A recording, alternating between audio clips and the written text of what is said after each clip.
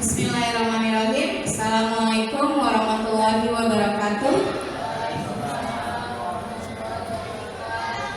Yang saya hormati Bapak Kepala Sekolah SMA Negeri 1 Pantai Cermin dan yang mewakili. Yang saya hormati Bapak Ibu Guru SMA Negeri 1 Pantai Cermin. Syukur alhamdulillah, marilah kita panjatkan atas kehadiran Allah Subhanahu wa taala yang telah memberikan kita rahmat dan hidayah sehingga kita dapat berkumpul di ruangan yang berbahagia ini. Marilah kita memperbanyak sholawat dan salam atas junjungan Nabi besar kita Muhammad Shallallahu Alaihi Wasallam. Semoga kita mendapat syafaatnya antil yaumil akhir kelak. Terima kasih kepada Bapak Ibu yang telah hadir pada acara penerapan budaya positif di lingkungan sekolah. Adapun acara kita pada hari ini yaitu pertama pembukaan dari pembawa acara yaitu saya sendiri.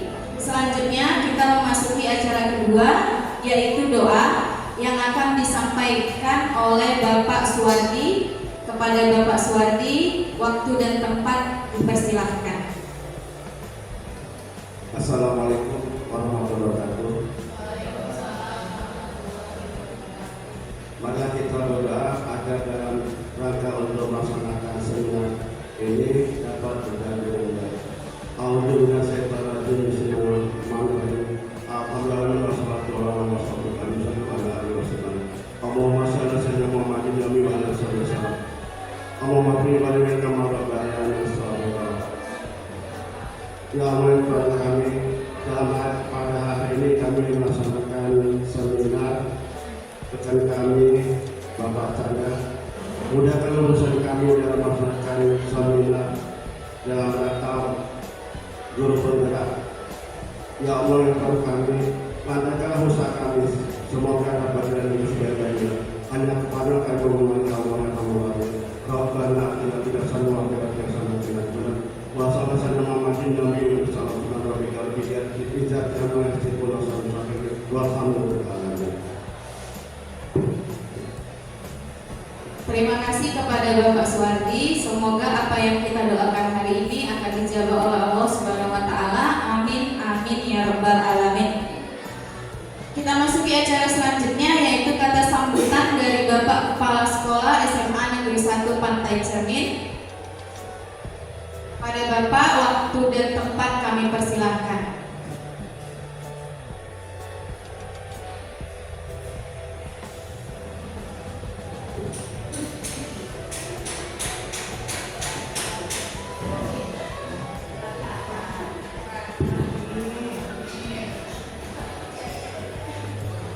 Assalamualaikum warahmatullahi wabarakatuh. Alhamdulillahirabbil alamin. Wassalatu wassalamu ala asyrofil anbiya'i wal mursalin wa ala alihi washabihi ajmain.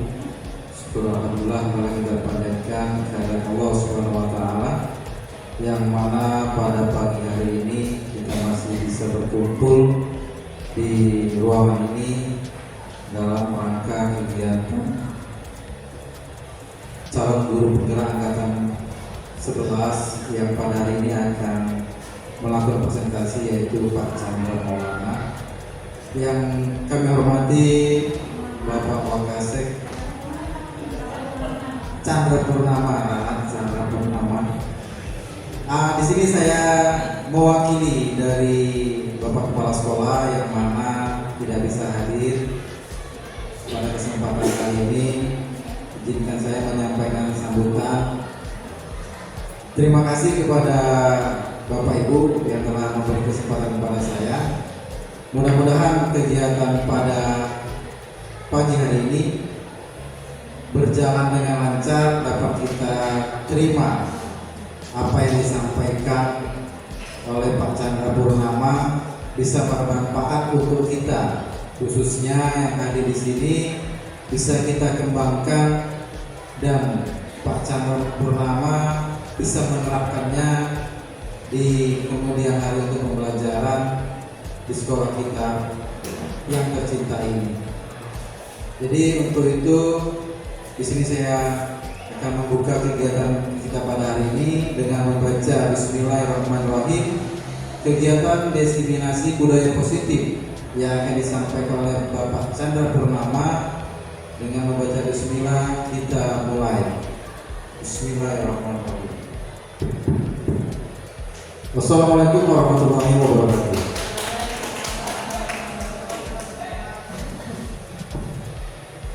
Terima kasih atas kata sambutan dari Bapak Kepala Sekolah SMA Negeri 1 Pantai Cermin dan yang mewakili. Semoga apa yang nanti akan disampaikan oleh Pak Chandra Purnama dapat kita ambil sebagai pelajaran dan untuk meningkatkan kualitas kita sebagai pendidik dan dapat memajukan nama baik sekolah kita sendiri.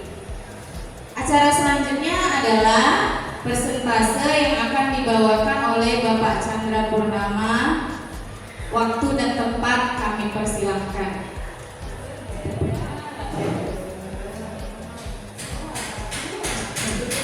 Oke, baik, terima kasih kepada Ibu Moderator ya yang bersedia meluangkan waktu untuk diseminasi tentang budaya positif. Oke, untuk mempersingkat waktu, langsung saja sini saya sebagai pemateri ya akan menjelaskan diseminasi tentang budaya positif. Sebelum kita mulai, baiknya Bu, kita senyum 30 detik dulu ya. Kita senyum 30 detik.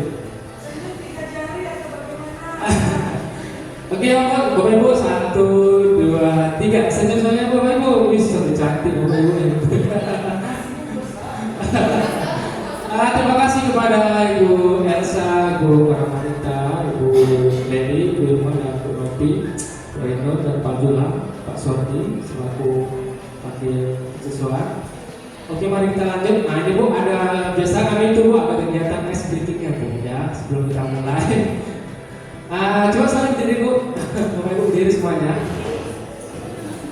Bapak Ibu, Pak, berdiri. Ya kita biar siang ini ya, jam-jamnya udah lepas ini, berarti kita harus tetap semangat ya. Gini ya, semangat pagi ya. Semangat siang boleh? Semangat siang kan nggak cocok. Nah, kita pagi aja lah. Oke Bu ya, kita mulai ya. Semangat pagi, pagi luar biasa, tetap semangat. Oke, tepuk tangan Bapak Ibu semuanya. Oke, alhamdulillah saya semangat. Iya udah seperti itu. Kita SMA-nya agak bingung Bu, kalau sedikit ini agak bingung juga.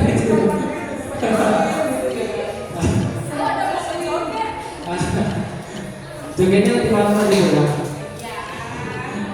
Oke Bu, sebelum kita mulai diseminasi ya, di sini ada kesepakatan forum diseminasi. Yang pertama itu menghargai siapapun ya, menghargai siapapun yang ada di ruangan ini. Yang kedua menjadi pendengar yang baik. Dan yang ketiga disayangkan Bapak Ibu ya. Jadi kita lanjut.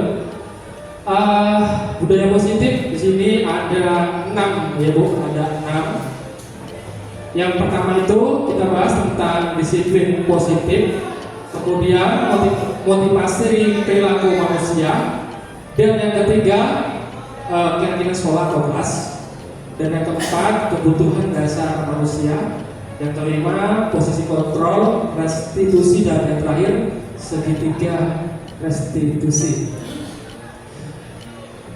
Baik, kita bahas yang pertama, disiplin positif.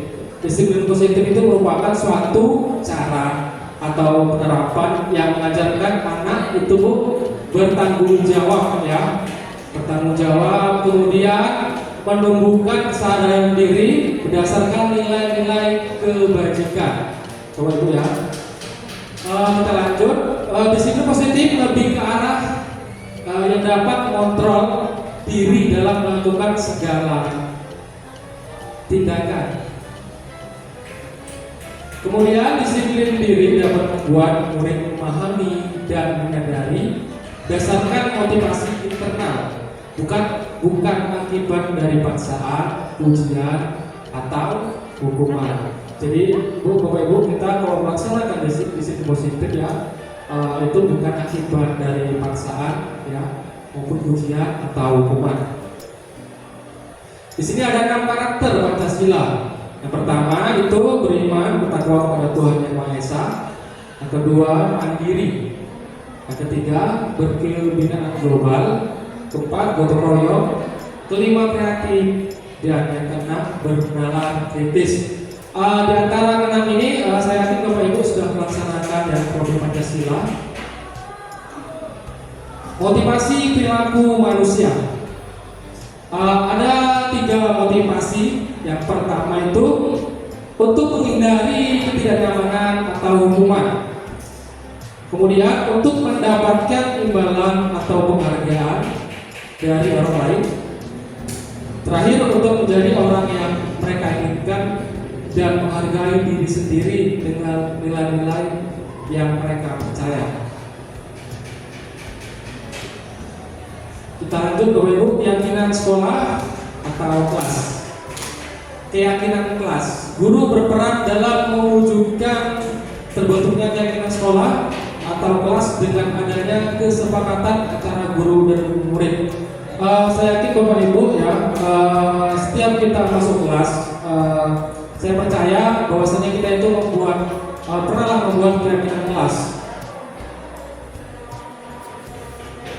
Keyakinan sekolah atau kelas berupa pernyataan universal yang mudah diingat dan dipahami dan harus diterapkan di lingkungan sekolah. Jadi Bapak Ibu, mulai sekarang ya kita harus menerapkan lagu ya keyakinan kelas itu gimana, dalam menghadapi murid itu gimana, solusi itu gimana. Ini merupakan contoh-contoh keyakinan kelas ya. Setiap anggota kelas perlu belajar, senang, melakukan tugas, saling menghargai dan merasa aman. Tentunya kita harus sebagai pengajar yang baik ya, kita harus membuat seperti ini Bu ya. Ini keyakinan kelas kita dulu, baru kemudian kita buat kesepakatan kelas ya Bu. Dari keyakinan dulu baru kesepakatan. Kemudian selalu bersikap positif, senantiasa menjadi diri yang terbaik, percaya dan menghormati orang, dan serta berkomitmen terhadap setiap tugas, senantiasa membantu. Kita masuk kebutuhan dasar manusia. Ketika seorang murid melakukan suatu perbuatan yang bertentangan dengan nilai-nilai kebajikan atau melanggar, ya sebenarnya dikarenakan mereka gagal memenuhi kebutuhan dasar mereka itu sendiri. Ada 5 Bapak Ibu ya, kebutuhan dasar manusia. Yang pertama ada bertahan hidup. Yang kedua, kasih sayang dan rasa diterima. Yang ketiga ada penguasaan. Yang keempat ada kebebasan. Dan yang kelima itu ada kesenangan. Berikut ada studi kasus ini Bu ya.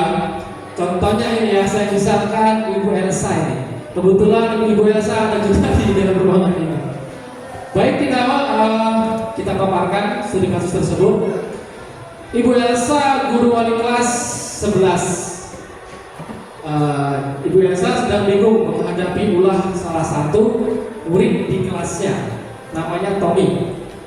Beberapa anak telah mengeluhkan Tommy yang seringkali meminta bekal makan siang mereka dengan paksa.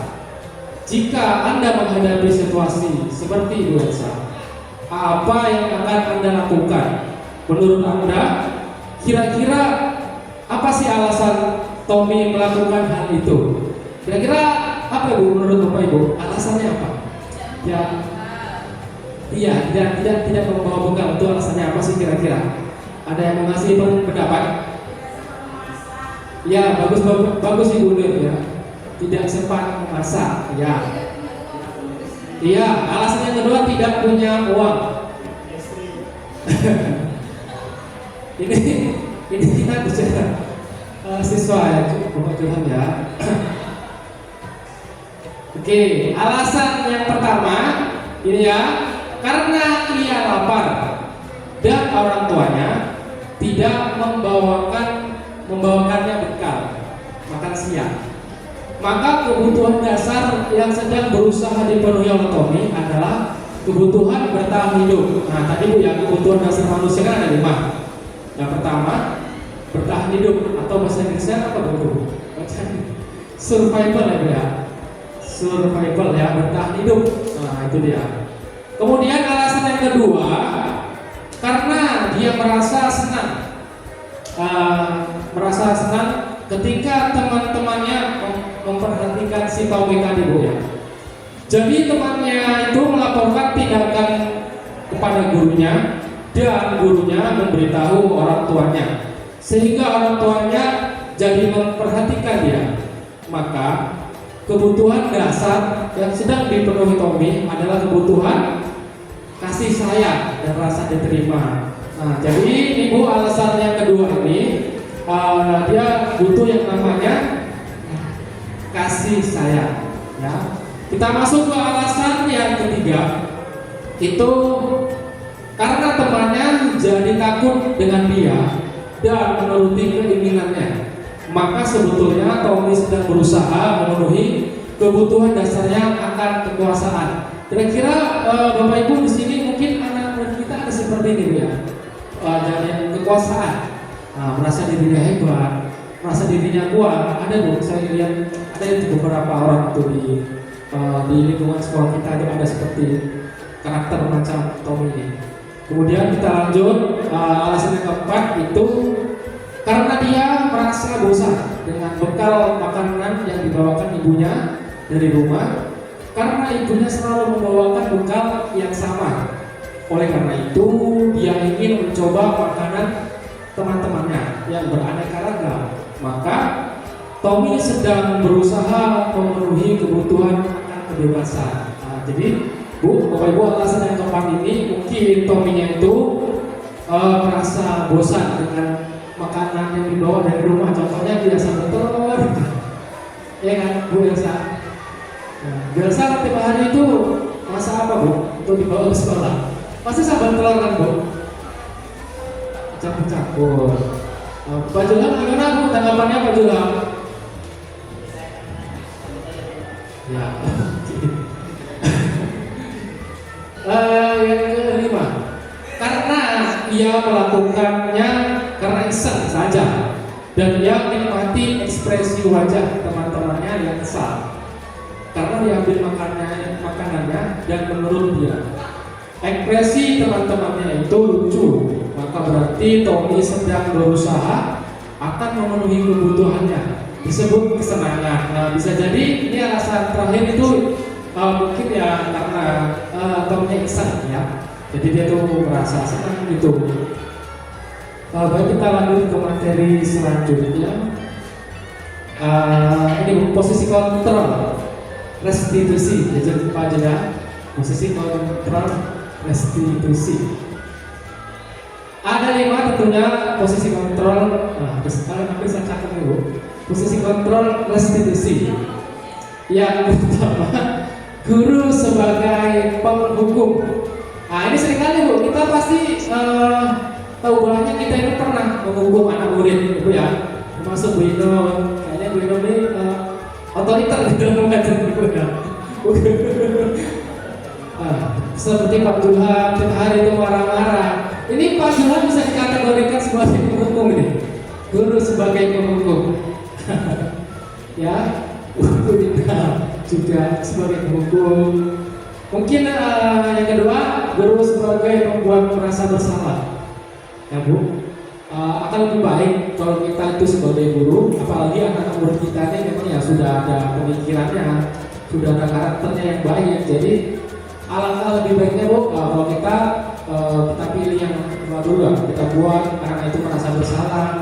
Ya gimana? Separuh-paruhnya kita lah Bu, ya kalau bisa ya kita pilih yang nomor 2 ini ya. Kita buat karena itu sebagai merasa bersalah atas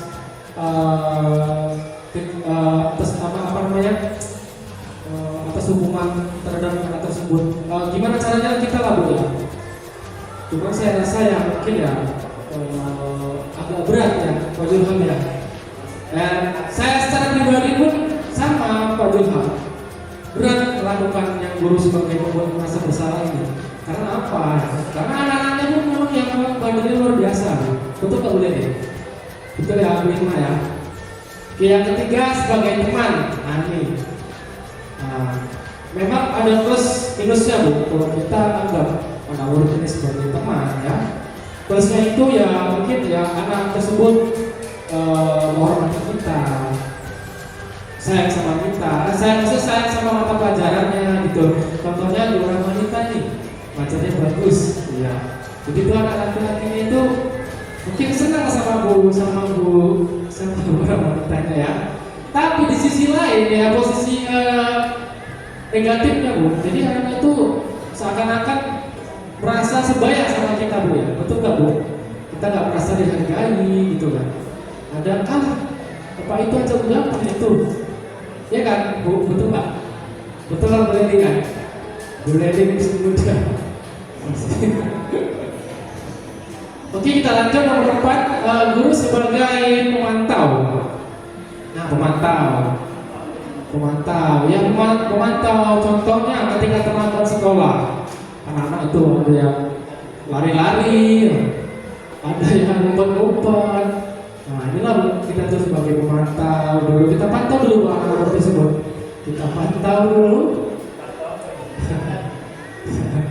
Enggak, dalam artinya kita pantau dulu apa yang dilakukan, aktivitas apa yang mereka lakukan ketika murid tersebut melakukan indisipliner ya, contoh terlambat sekolah, kemudian udah anak itu terlambat, lari-lari Bu, yang jelas, ngumpet-ngumpet, bisa masuk kelas. Cuman saya rasa dari urutan kelima ini ya mungkin memang yang paling terbaik itu ya sebagai manajer. Nah, tentunya kita juga harus banyak belajar manajer Bu ya. Contohnya apa? Kita harus menempatkan kita itu memanage anak-anak kita gitu Bu ya. Gimana caranya? Tanggung jawab kita itu sebagai manajer tentunya ya banyak lah Bu ya. Juga kita sebagai guru memang harus belajar tentang manajer ini. Mana tahu kita suatu saat nanti jadi kepala sekolah, mana tahu. Oke, kita lanjut. 5 posisi kontrol. Oke, menghindari hukuman. Kalau kita sebagai penghukum ya, menghardik anak-anak, menuju anak-anak menyakiti-nyitir. Contohnya seperti Pak Julham itu. Sini kamu. Ngapain kamu aja dari tadi kantin? Gitu aja lah. Push up 100 kali. Nah, itulah namanya Bu, kita itu menghukum. Nah, menghardik langsung. Kemudian membuat merasa bersalah. Kira-kira siapa yang bisa kita contohkan guru yang membuat merasa bersalah? Tidak bisa. Seharusnya kamu saat dengar bahwasannya kamu terlambat, kenapa diulangi lagi? Ibu kecewa kali dengan kamu. Ibu kasihan gitu loh ya. Ibu dengan dia ya kira-kira. Itu luar biasa. Sebagai teman, contohnya membuat alasan-alasan menghitung dan mengukur untuk muridnya. Ayolah, lakukan demi saya, gitu ya. Nanti kalau kita gini payah, nanti pikiran kita gombal. Ayolah, lakukan demi saya. Masa kamu tidak mau? Ingat.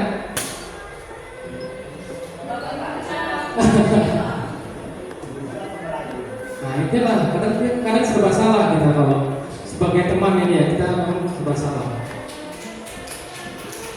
Kemudian sebagai pemantau, biasakan diri ya. Sebagai manajer yaitu mengajukan pertanyaan-pertanyaan, apa yang kita yakini, apa yang bisa kau kerjakan untuk memperbaiki masalah ini. Kemudian kita merefleksikan anak-anak itu.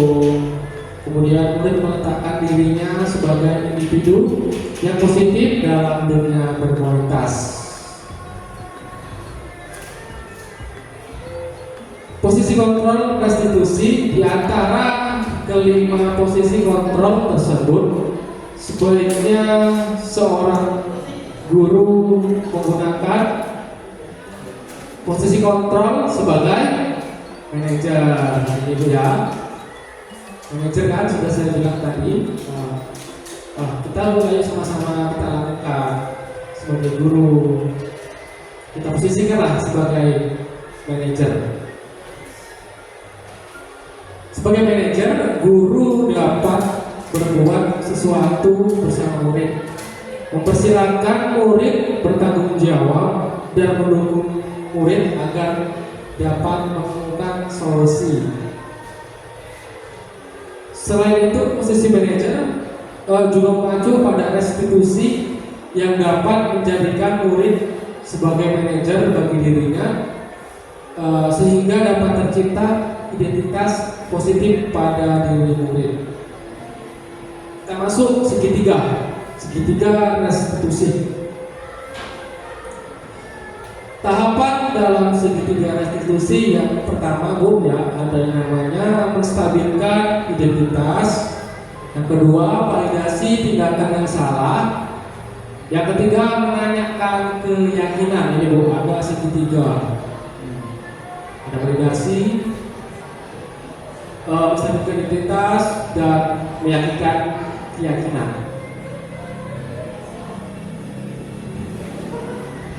Menstabilkan identitas dilakukan berdasarkan prinsip bahwa membuat kesalahan adalah bagian dari proses pembelajaran yang nantinya akan menggeser identitas gagal ke arah identitas yang sukses tentunya. Baik, menstabilkan identitas. Yang pertama itu berbuat salah. Itu hal yang manusiawi. Tidak ada identitas itu. Oke, terjadi. Yang kedua, manusia yang sempurna kita pasti bisa menyelesaikan permasalahan ini, Bapak Ibu. Tidak tertarik untuk mencari tahu siapa yang benar maupun siapa yang salah. Bapak Ibu lebih tertarik untuk menyelesaikan masalah, menyalahkan dirimu sendiri terus menerus. Apakah kamu bersikap baik pada dirimu sendiri? Kita masuk lanjut validasi tindakan yang salah. Ya, validasi tindakan yang salah dilakukan berdasarkan prinsip bahwa setiap manusia punya perilaku berupaya untuk memenuhi suatu kebutuhan tertentu, sehingga guru atau orang tua akan bergeser dari pemikiran stimulus respon menjadi proaktif, serta akan lebih mengenali dan mengakui kebutuhan murid atau anak. Kita lanjut Bu. Contohnya, kamu pasti punya alasan mengapa melakukannya. Kedua, apa yang penting bagi kamu? Kamu boleh tetap berusaha menjaga sikap itu, tapi tambahkan sikap yang lain yang baru. Moga kamu belajar cara lain untuk mendapat yang kamu butuhkan tanpa harus memukul. Menanyakan keyakinan kelas.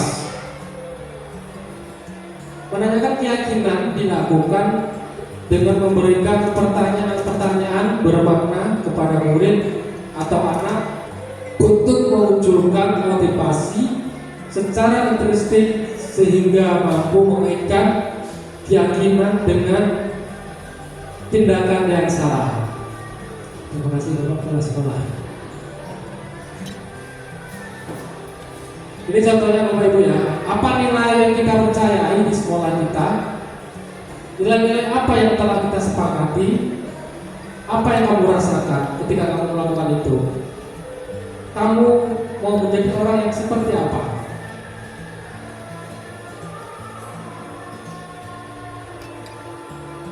Seorang guru yang baik harus memiliki kemampuan dalam mewujudkan budaya positif di sekolah. Budaya positif tersebut dapat dijadikan dengan menerapkan konsep-konsep inti tersebut. Oke Bapak Ibu, demikianlah presentasi dari saya. Terima kasih. Saya kembalikan kepada Ibu moderator. Oke, terima kasih kepada Bapak Chandra Purnama atas presentasinya hari ini. Kita kasih aplaus dulu Bapak Ibu biar semangat Pak Chandranya. Ayo semangat untuk kita semua. Untuk acara selanjutnya yaitu sesi tanya jawab berupa saran maupun tanggapan dari presentase Bapak Chandra yang barusan kita lihat ya. Ayo Bapak Ibu, siapa yang akan memberikan saran maupun tanggapan? Bisa? Ayo, Ibu Nur Aina, Ibu silakan Ibu. Terima kasih kepada Pak Chandra dan Ibu moderator, Ibu Irma. Di sini saya ingin bertanya mengenai, coba Pak lihat yang namanya 5 posisi kontrol.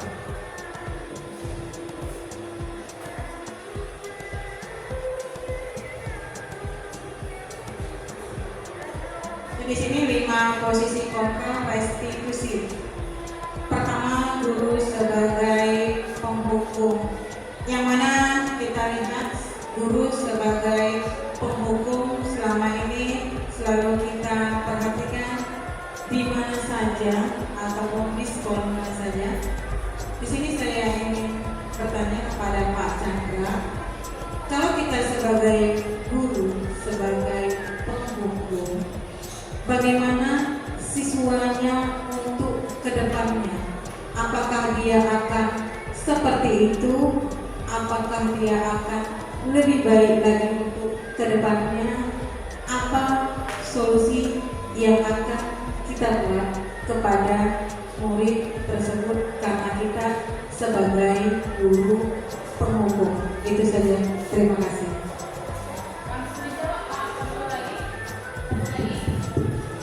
Langsung dijawab ya. Baik, terima kasih pertanyaan kepada Bu Bapak ya. 5 posisi kontrol restitusi ya. Tadi bahwasanya Ibu Bapak menjelaskan guru itu sebagai penghukum. Gimana kedepannya murid tersebut Bu? Apakah seperti itu atau gimana Bu? Jadi Bu, kalau kita sebagai guru kita menghukum anak-anak murid tersebut ya, mungkin feedback sama kita itu mungkin anak itu bisa jadi dendam, mempunyai karakter balas dendam sama kita, nggak suka sama kita, benci gitu Bu. Memang ya mau nggak mau kita harus menghukum anak murid tersebut Bu. Kalau tergantung permasalahan itu gimana, tergantung kondisinya gimana, tapi ya kembali ke kita juga Bu ya, menghukum itu gimana, itu sih Bu. Silakan Ibu yang mau menanggapi. Bukan saya butuh tanggapan dari itu juga sebagai senior saya.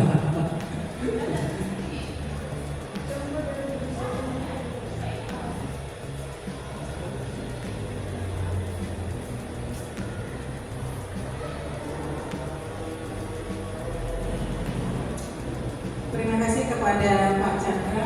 Jadi di sini saya juga akan menanggapi.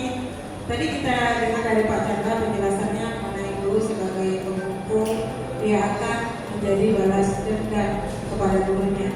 Dari segi ini kita lihat. Jadi kalau kita gunakan sebagai penghukum, mungkin siswa akan balas dendam. Jadi ini adalah 5 posisi atau restitusi yang menurut saya tidak boleh ini ya Pak ya. Jadi kenapa seperti ini? Ini membuat kita tidak bisa mendekati murid lagi supaya murid ini mendapat perubahan yang lebih baik lagi. Jadi kita tidak boleh guru sebagai penghukum. Terima kasih. Terima kasih atas pertanyaan dan tanggapan dari Ibu Nur Ainun. Selanjutnya kita persilakan Iya, kepada Ibu Novi dipersilakan saran, tanggapan maupun berupa pertanyaannya Ibu ya. Terima kasih atas waktunya. Langsung saja. Tadi saya membaca ada moto di situ, ada motonya bergerak, bergerak dan menggerakkan. Nah, dari awal tadi mungkin atau saya yang tidak mendengar. Nah, apa maksud dari bergerak, tergerak dan menggerakkan ini? Bergerak, bergerak, menggerakkan. Karena tadi Pak Chandra langsung ke inti materi ya, inti materi. Jadi moto, kenapa Bapak memilih moto bergerak, bergerak dan menggerakkan ini?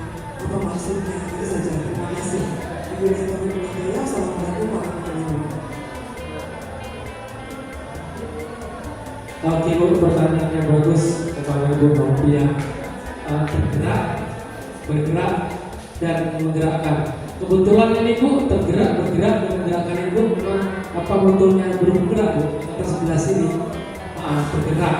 Jadi Bu, oh ini ada pendaftaran nih seleksi CGP angkatan 12 ke depannya nanti kan. Jadi kan kita sebagai untuk meningkatkan karir atau mengembangkan karir itu kita kan biasanya tergerak gitu Bu. Terus saya daftar lah gitu udah. Jadi kan otomatis kita tuh tergerak lah Bu ya, tergerak jiwa kita, tergerak motivasi kita gitu kan. Kemudian bergeraklah kita Bu, bergerak untuk melakukan berbagai seleksi, tes, kemudian pendidikan, guru penggerak. Nah, kemudian setelah kita tamat, setelah kita wisuda, barulah Bu kita itu berangkat sebagai guru penggerak dan tugas kita menggerakkan teman-teman. Menggerakkan ya rekan-rekan sejawat gitu. Ayo, bahwasannya ini dong guru penggerak ini bagus untuk kita gitu, untuk memajukan lah sebagai agen perubahan lah intinya Bu, sebagai agen perubahan di dunia pendidikan.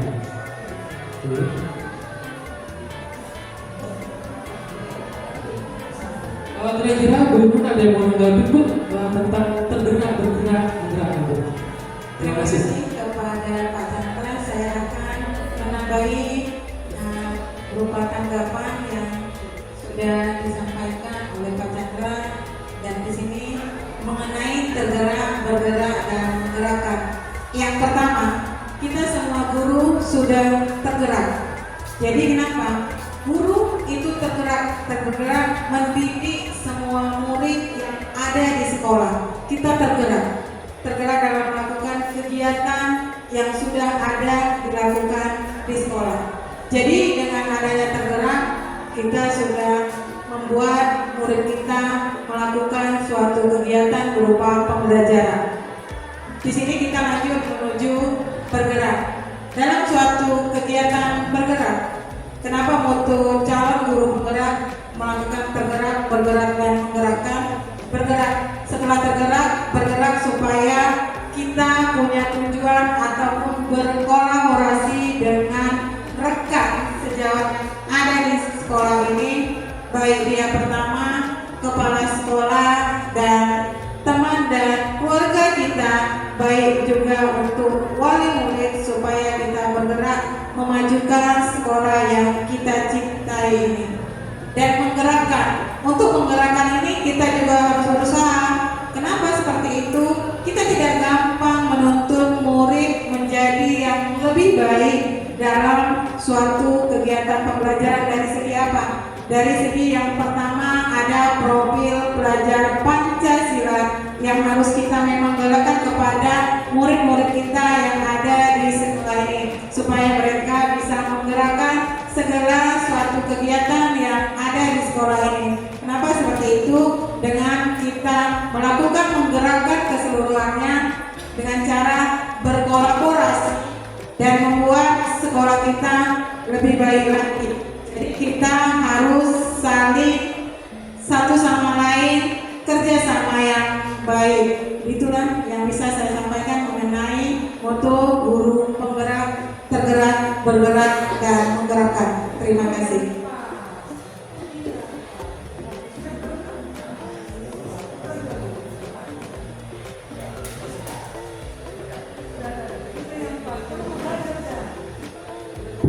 Ya, terima kasih Bu Noraina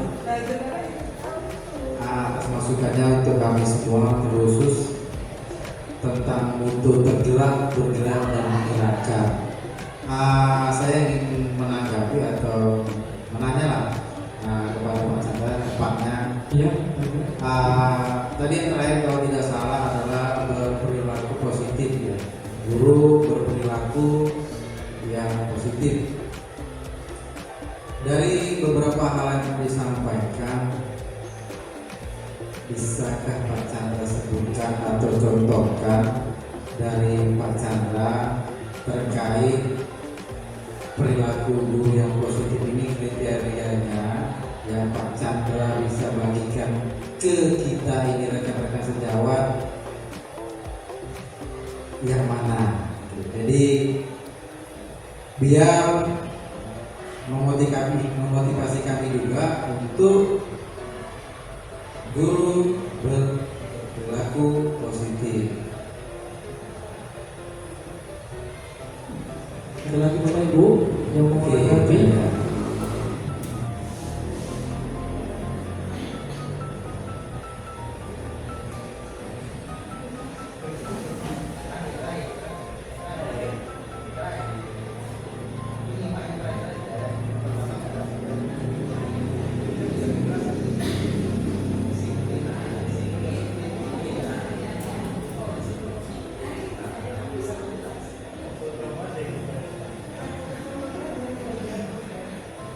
Oke, terima kasih atas pertanyaan Pak Indra ya. Contoh-contoh disiplin positif yang bisa diterapkan oleh untuk kita semua guru-guru ya.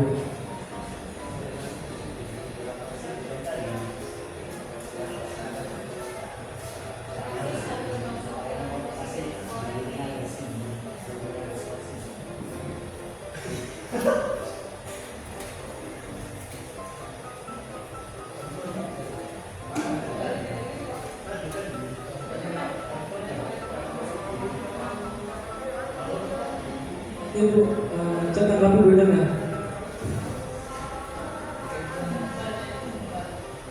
Terima kasih Pak Chandra di sini sebagai contoh budaya positif yang memberikan motivasi kita untuk di sekolah. Yang pertama sekali pagi kita di situ ada 5S. Kenapa saya bilang 5S? Sapa, oke, senyum kita di situ kepada murid kita. Di situ kita bersalaman kepada murid kita. Di situ ada kata sopannya dan santunnya. Jadi pagi itu udah termasuk motivasi disiplin budaya positif yang kita terapkan di sekolah. Dan selanjutnya kita mengajak murid kita supaya bisa disiplin positif, membuang sampah pada tempatnya. Itu budaya positif yang bisa kita tunjukkan di sekolah kita. Kenapa? Di sekolah kita sudah ada tempat sampah yang selama ini siswa pada membuang sampah sembarangan. Jadi bisa kita buat perilaku budaya positif di sekolah kita, yaitu menunjukkan kepada siswa membuang sampah pada tempatnya dan menghormati guru tersebut. Contohnya bila ketemu sama guru dia bersalaman, itu termasuk budaya positif yang kita terapkan kepada murid kita. Terima kasih. Baik, terima kasih. Saya akan menambahkan ya poin yang diberikan tadi.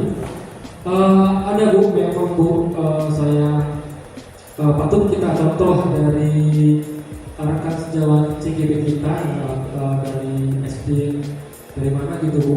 Ada Bu salah satu yang kegiatan yang sangat positif untuk kita. Jadi bagi anak-anak itu terlambat, jadi Bu, hukuman mereka itu memberi upah. Nah, itu bisa Bu, satu rekomendasi lah buat kita atau guru-guru yang absen gitu Bu. Jadi adalah kegiatan infak. Itu Bu juga bagus juga Bu, kegiatan yang positif juga itu kan untuk kita. Yang perlu kita rekomendasikan lah Bu ya, biar anak itu apa gitu kan. Kira-kira gimana Bu ini? Ibu menanggapi lagi?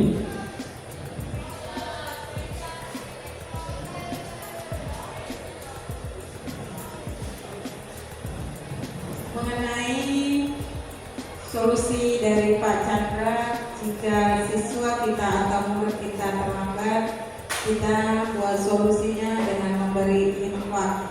Jadi lihat kepada kondisi sekolah juga. Kalau kita lanjutkan kepada untuk memberi infak, memang bagus. Kenapa saya bilang itu mengajarkan murid kita supaya bersedekah. Tapi juga lihat kepada kondisinya. Tidak semua murid itu mendapatkan uang jajan dari orang tuanya.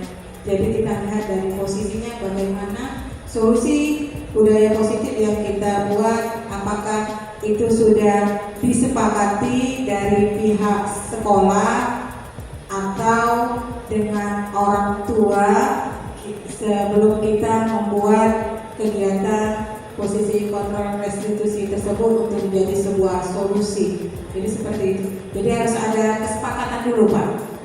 Harus ada kesepakatan dulu ya. Oke, Bu. Kira-kira Bu, perlu ada yang mau menanggapi lagi? Ibu Irma, Bu Elsa, dan tadi ada namanya Bu Elsa tadi Bu, bantu. Kira-kira perlu kita bahas? Tommy tadi Bu, mana tahu kan? Posisi ini ada kejadian Bu seperti di kelas, nggak ada Bu. Ada lagi Bu yang mau menanggapi Bu? Seperti waktunya mau habis ini. Bu Irma silakan Bu, kita tanggapi Bu. Ya. Ini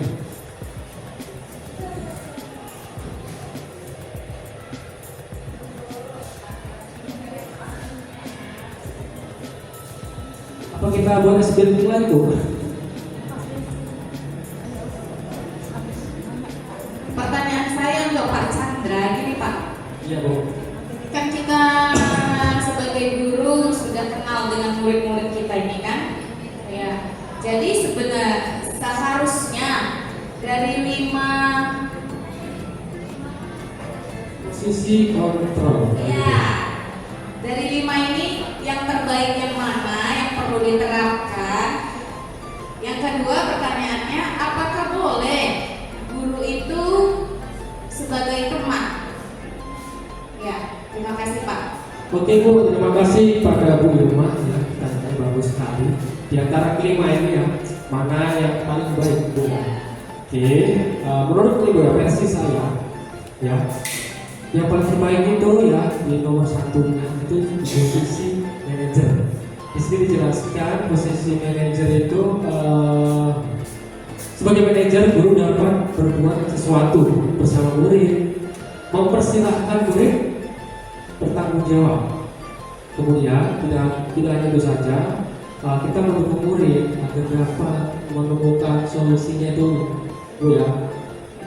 Kemudian selain itu posisi manajer juga mengacu pada institusi yang dapat menjadikan murid sebagai manajer bagi dirinya sendiri, sehingga dapat tercipta perbuatan yang positif pada diri murid tersebut.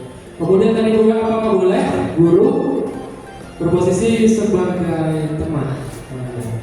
Di sini di antara 5 posisi kontrol ini ya boleh-boleh saja Bu. Cuma ya kita mengacu juga Bu pada diri kita juga ya. Kita selain menjadikan murid itu sebagai teman, juga kita harus mengerti lah Bu jarak antara kita sebagai guru sama teman ya. Kita batasi itu Bu. Mungkin sebagai teman itu kan di saat kita menghukum murid tersebut Bu, bukan kegiatan kita dalam belajar itu sebagai teman bukan. Jadi posisi kita itu sebagai ketika murid tersebut ada permasalahan, nah itu Bu kita menjembatani. Itulah kita posisikan kita sebagai teman. Kira-kira seperti itu Bu. Ada Bu menanggapi Bu Irma? Atau memberikan saran? Iya, ini Pak Chan, bagaimana menurut Bapak kalau ada istilah guru digugu dan ditiru, gitu ya kan? Istilah kita zaman-zaman dulunya, guru adalah digugu dan ditiru. Maksudnya seperti apa itu Pak?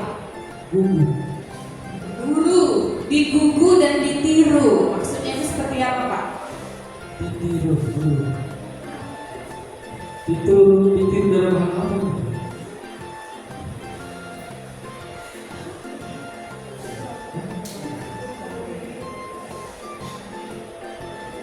Oh, dari keteladanannya Bu ya.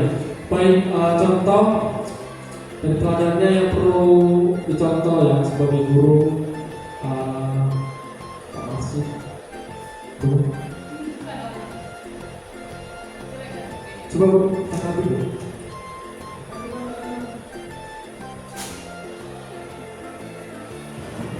Terima kasih kepada Natana untuk menanggapi masalah guru, ibu dan guru. Jadi guru itu ibaratnya sebagai model kalau kita melakukan suatu keteladanan yang baik kepada murid kita, mengajarkan kita sifat yang sopan, juga mengajarkan kita suatu hal yang positif, maka kita akan ditiru oleh murid kita apa yang kita lakukan.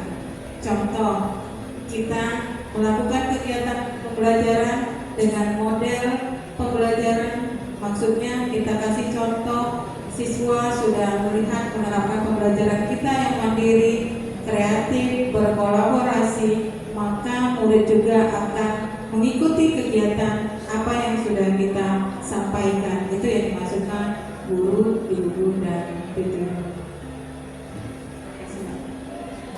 Ibu, saya tambah sedikit ya kolaborasi. Memang kita sebagai guru ya tentunya kita harus saling kolaborasi dengan murid Bu ya.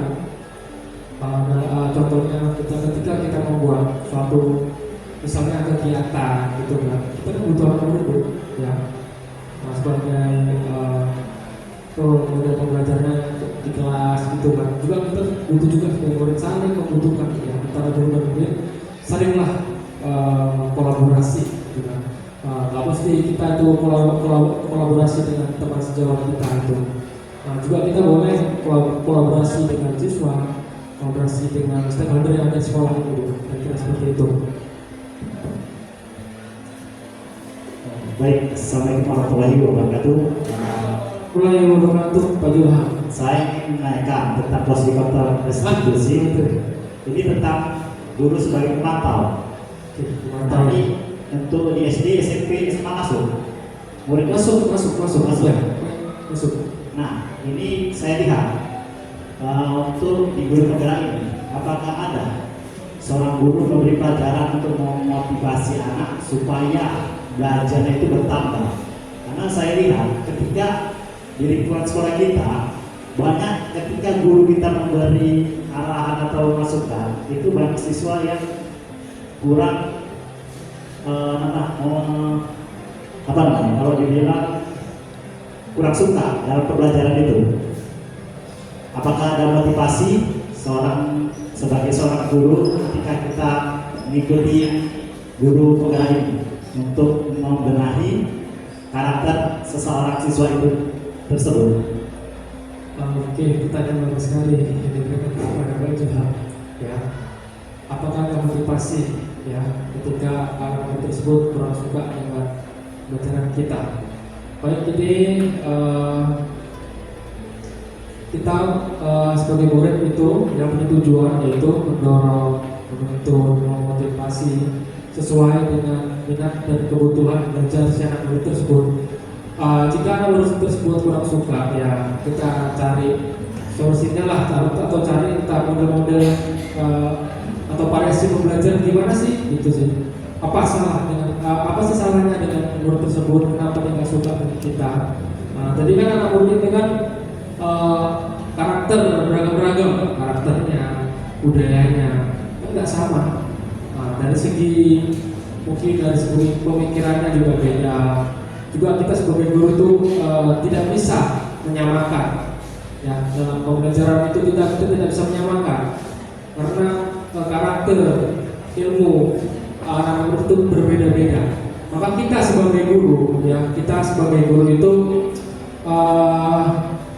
harus tentu kita melaksanakan pembelajaran yang diferensial, yang beragam-ragam, ya, untuk mengetahui kemampuan minat murid tersebut gimana, gitu ya. Oke.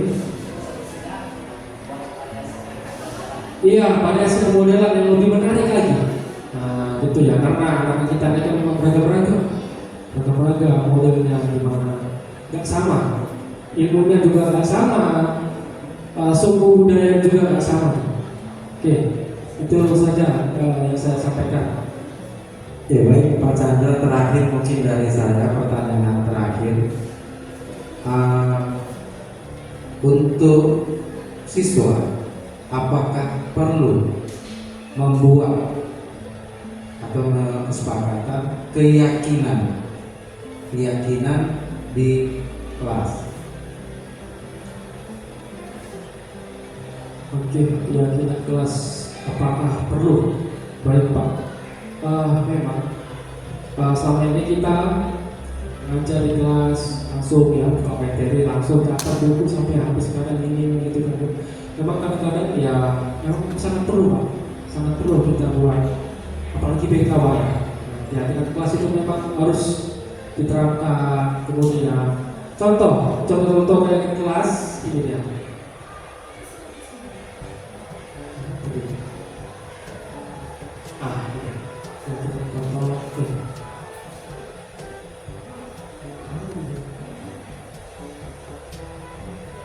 Ya. Apa nilai yang kita percaya di sekolah kita? Contohnya kan di kelas, saling menghargai sesama. Nah itu merupakan contoh yang kita kelas. Berbeda dengan kesepakatan kelas. Contoh kesepakatan kelas, sifatnya itu lebih hukuman, betulnya. Lebih ke hukuman kalau kesepakatan kelas. Sementara keyakinan itu ya lebih ke konsekuensi. Seperti itulah ya. Jadi beda tuh, konsekuensi dengan hukuman itu berbeda. Juga dengan keyakinan, dengan kesepakatan kelas itu juga berbeda. Itu Pak ya. Kita buat keyakinan dulu sama anak-anak, gitu kan. Sebaiknya membuang sampah pada tempatnya. Agak sopan lah ya. Gitu. Mana Pak? Pak Indra ada mau nambahin sedikit Pak? Ya, Berbagi pengalaman? sudah cukup Pak Chandra. Cukup. Ada yang mau nanggapi Bapak Ibu sebelum kita di penghujung acara ini? Ya. Atau ada yang mau merefleksikan dirinya atau ada menyimpulkan tentang destinasi kita ini? Tapi kalau nggak ada, saya mau menyimpulkan ya. Pada kegiatan destinasi ini tentang budaya positif ya, kita menuju ya ke arah baik, berperilaku baik. Tentunya kita sebagai guru harus melaksanakan kegiatan-kegiatan yang positif, mengerjakan disiplin positif, membuat keyakinan kelas, kesepakatan kelas. Kemudian juga kita menerapkan 5 posisi kontrol guru tadi itu tersebut ya. Oke, akhir kata dari saya, ada yang ditambahin moderator? Ada?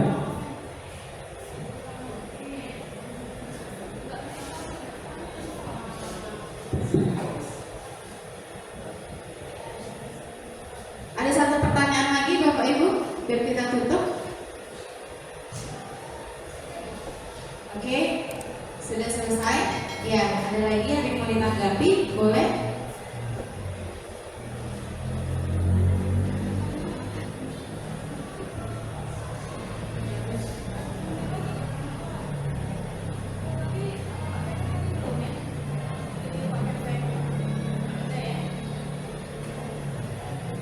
Oke, sesi untuk tanya jawab berupa saran atau tanggapan dari persentase Bapak Chandra telah selesai. Terima kasih kehadiran Bapak Ibu guru yang hebat pada hari ini. Semoga kedepannya kita diberikan kesehatan dan kita dapat berkumpul bersama lagi di acara kegiatan yang lain lagi. Ya, terima kasih semuanya. Akhirul kalam. Assalamualaikum warahmatullahi wabarakatuh.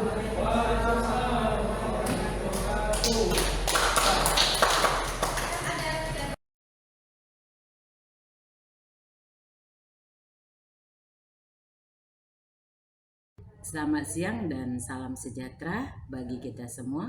Perkenalkan, nama saya Rosdiana Manurung SPD, teman sejawat dari Bapak Chandra Purnama Eskom. guru CGP Angkatan 11, di mana Bapak Chandra Purnama Eskom telah melakukan dan menerapkan budaya positif seperti kolaborasi, saling menghargai, saling menghormati. Sekian dan terima kasih.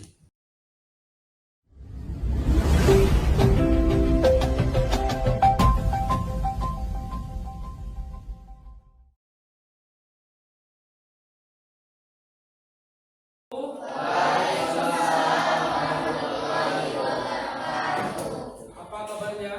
Sehat semuanya? Ini kalau sudah siap semuanya. Ketua kelasnya mana? Ketua kelasnya. Coba ketua kelas pimpin doa dulu. Sebelum kita memulai pelajaran kita, kita berdoa terlebih dahulu. Doa dimulai.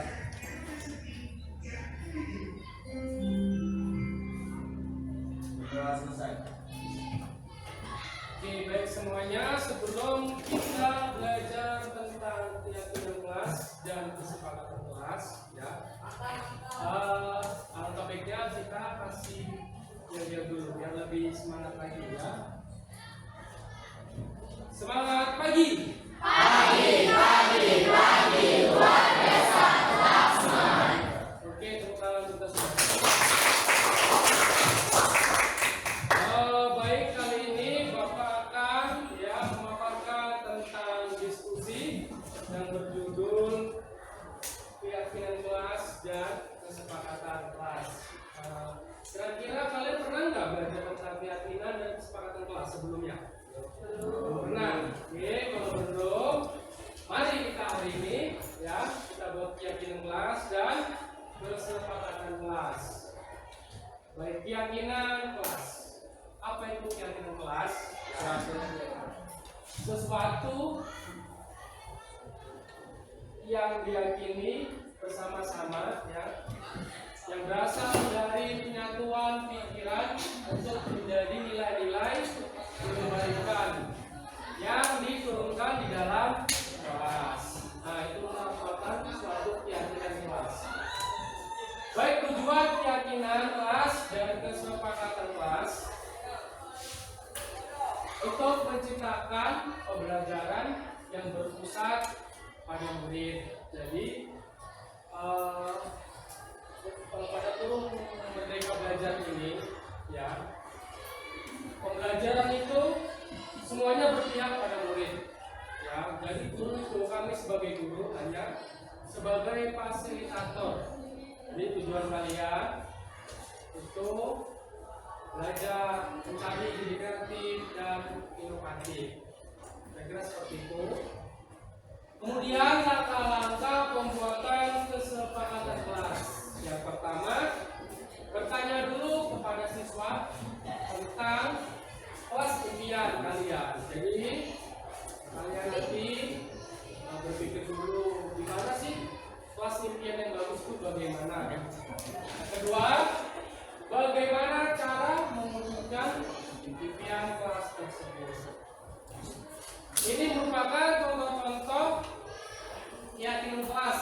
Yang pertama sekali itu datang tepat waktu,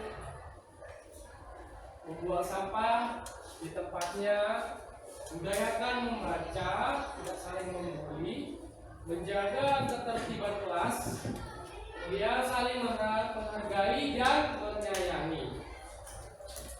Ini ada contoh-contoh dokumentasinya. Nanti kita buat seperti ini. Nah, ini Bapak bagikan stick note untuk kalian buat satu keyakinan kelas yang terbaik menurut versi kalian. Oke, langsung saja Bapak bagikan. Ini silakan bagikan. Bagikan teman-temannya.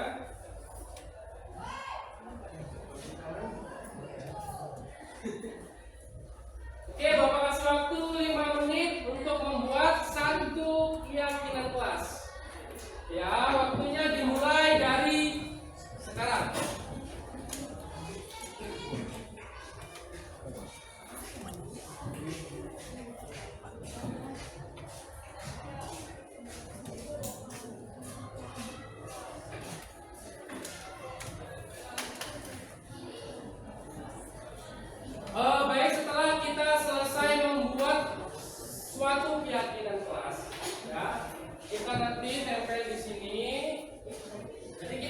yang terbaik ya, keyakinan kalian. Kita pilih yang terbaik, kemudian kita sepakati bersama dengan tanda tangan dari kalian masing-masing. Seperti itu kira-kira. Oke, ada yang sudah siap? Sudah siap? Oke, kita mulai dari barisan sebelah kanan ini. Maju.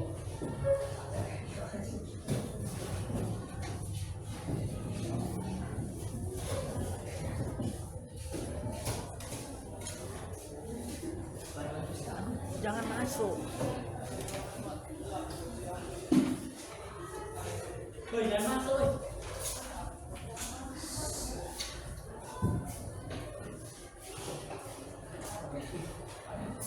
Oke. Kemudian barisan sebelah sini maju.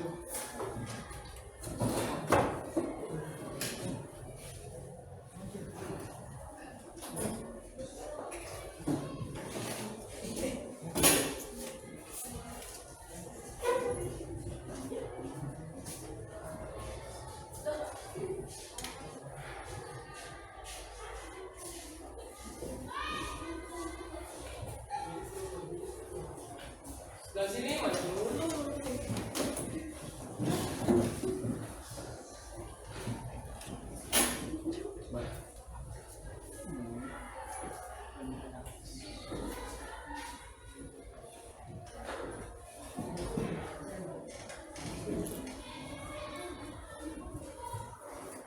Oke, silakan sebelah sini.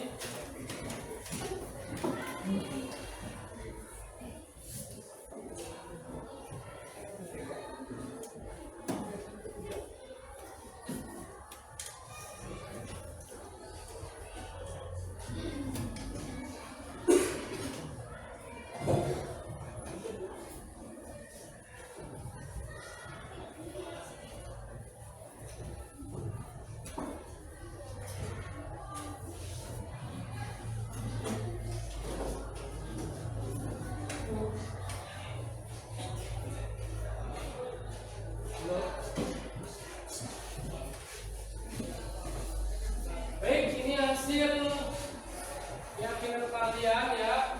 Apa bacain satu persatu, nampaknya semuanya bagus ya. Itu ada menjaga kebersihan kelas, budayakan kedisiplinan kelas, hormat dan patuh pada guru dan orang tua, kemudian saling menghargai dan membantu satu sama lain, saling mencintai, membuang sampah pada tempatnya, menghargai atau mendengar pendapat masing-masing, saling mendukung dan kompak, kemudian empati terhadap sesama teman, datang tepat waktu dan tidak membuang sampah sembarangan, kemudian mengumpulkan tugas tepat waktu bagus, jangan ribut di kelas saat guru tidak ada. Semuanya bagus-bagus sekali. Baik, di sini ada 5 keyakinan kelas. Ada 5 keyakinan kelas. Jadi, mari kita sepakati bersama-sama. Di antara kelima ini, kira-kira mana yang kita pilih yang terbaik, versi yang terbaik menurut kalian. Kita buat kelima keyakinan kelas.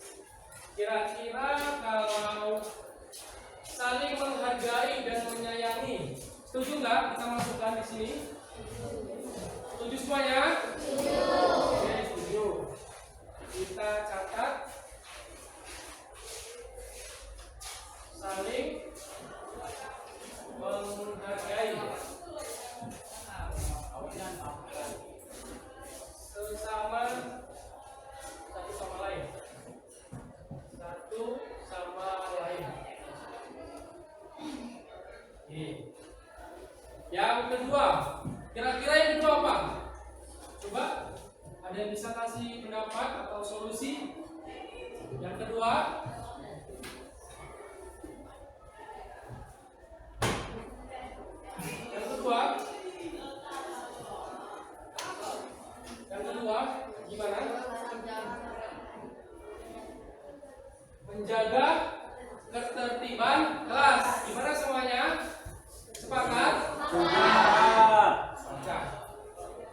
menjaga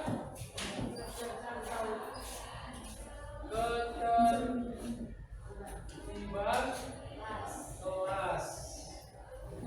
Kemudian yang ketiga, apa itu kira-kira? Yang bisa kalian sepakati? Saling membuli. Tidak saling membuli. Sepakat semuanya ya? Bagus. Tidak saling membuli. Baik, ada dua lagi. Kira-kira untuk nomor 4 yang mana? Membuang sampah? Ada tempatnya.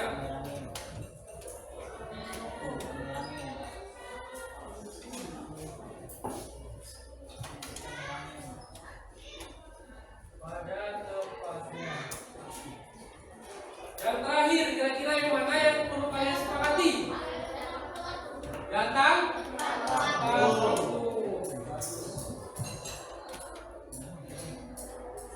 Ya, sudah dapat 5 keyakinan kelas. Yang pertama, saling menghargai satu sama lain. Yang kedua, menjaga ketertiban kelas. Yang ketiga, tidak saling membuli. Yang keempat, membuang sampah pada tempatnya. Dan yang kelima, datang tepat waktu. Oke. Kelima keyakinan kelas sudah kita sepakati bersama-sama. Dan Bapak berharap kalian harus mengamalkan yang 5 ini ya. Mulai dari sekarang kita sepakati bersama-sama. Dan saya harap kelima ini kalian tidak melanggarnya. Setuju semuanya? Setuju. Oke, kalau setuju, baik, satu persatu maju ke depan. Penandatanganan keyakinan kelas. Ayo silakan. Ayo silakan dari sini. Waktunya.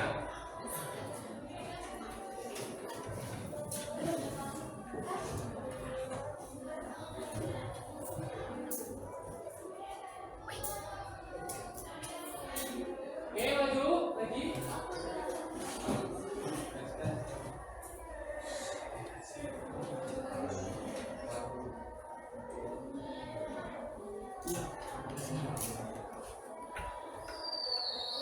Ya, lagi maju.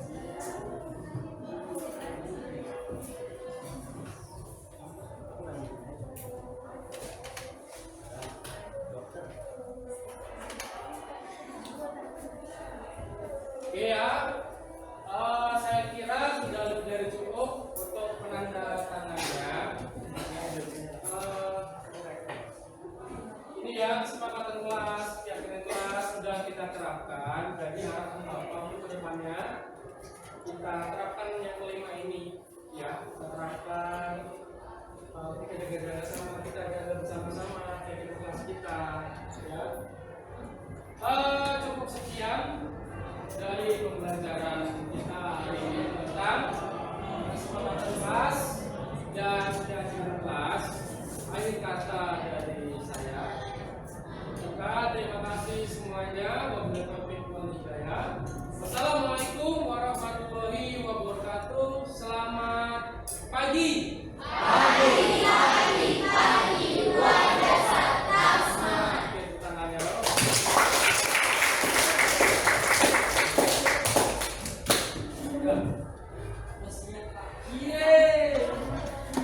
Tadi Bapak dengar ada laporan dari kedua kelas bahwa Ami habis bertengkar dengan Kaila. Apakah benar itu, Ami? Iya Pak, habisnya saya kesel banget sama teman sebangku saya. Masa setiap tugas selalu mencontek sama saya. Bukan hanya sekedar tugas Pak, tapi sampai pekerjaan rumah pun harus mencontek dengan saya. Oh gitu. Wajar Ami kesal dan marah. Jika saya pun berada di posisi Ami, mungkin saya juga marah. Lalu apa yang Ami lakukan terhadap Kaila? Ya, Ami marah-marah lah sama si Kaila. Terus Ami maki-maki dia tanpa kesadaran. Ami juga udah menggebrak meja itu terlalu keras. Oh gitu. Berarti Ami berbuat itu pasti ada alasannya, Kak Ami. Kira-kira apa sih alasannya? Iya lah Pak, masa Ami terus-terusan diem? Tugas Ami asik dicontekin aja sama dia. Begitu. Wajar Ami marah dan kesel. Namanya juga pekerjaan kita yang menugas sendiri, tiba-tiba dicontek sama teman, dan mungkin kita marah. Jadi apakah dengan tindakan Ami marah-marah, maki-maki sampai mengubah meja, apakah tindakan tersebut sesuai dengan keyakinan yang sudah kita buat di kelas? Tidak Pak. Menurut Ami, keyakinan kelas apa yang sudah Ami lakukan? Saling menghormati antara teman Pak. Iya, betul sekali. Menurut Ami, saling menghormati antar teman penting nggak sih menurut Ami? Penting Pak. Oke, kalau menurut Ami penting, jadi keyakinan apa yang Ami lakukan saat sedang marah? Harus lebih sabar lagi Pak. Baik, apakah Ami bersedia memperbaiki masalah ini? Bersedia Pak. Apa yang Ami lakukan untuk memperbaiki masalah ini?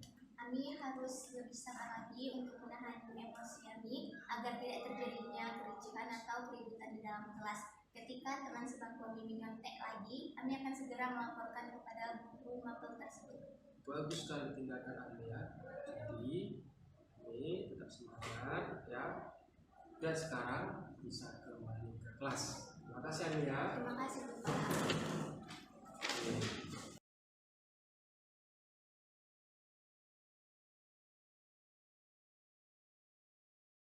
Assalamualaikum warahmatullahi wabarakatuh. Nama saya Andi Pratiwi dari kelas 12 IPA 3. Saya senang sekali diajak diskusi oleh Pak Chandra untuk dapat mengendalikan diri dari amarah karena perilaku teman saya yang terus-terusan mencontek pekerjaan saya. Saya harus banyak belajar, bersabar, dan saling menghormati teman-teman. Terima kasih Pak Chandra atas bimbingan keyakinan kelasnya.